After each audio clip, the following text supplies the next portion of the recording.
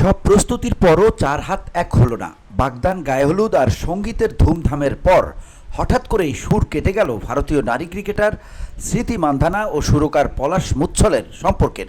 5 বছরের প্রেমের ইতি টেনে বিচ্ছেদ ঘোষণা করলেন এই তারকা জুটি।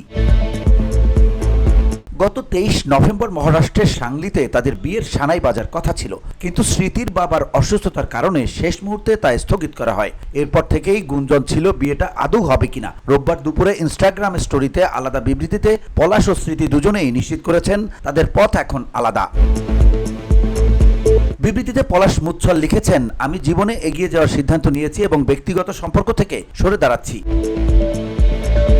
এদিকে বিয়ে বাতিলের পর সোশ্যাল মিডিয়ায় পলাশকে জড়িয়ে নানা নেতিবাচক গুঞ্জন ছড়িয়েছে। দাবি করা হচ্ছে স্মৃতির সঙ্গে সম্পর্ক থাকাকালে তিনি অন্য নারীর সঙ্গে জড়িয়েছিলেন। তবে এসব গুজব উড়িয়ে দিয়ে আইনি ব্যবস্থা নেওয়ার হুঁশিয়ারি দিয়েছেন পলাশ।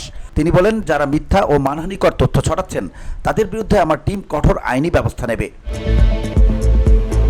VOD Bangla news desk.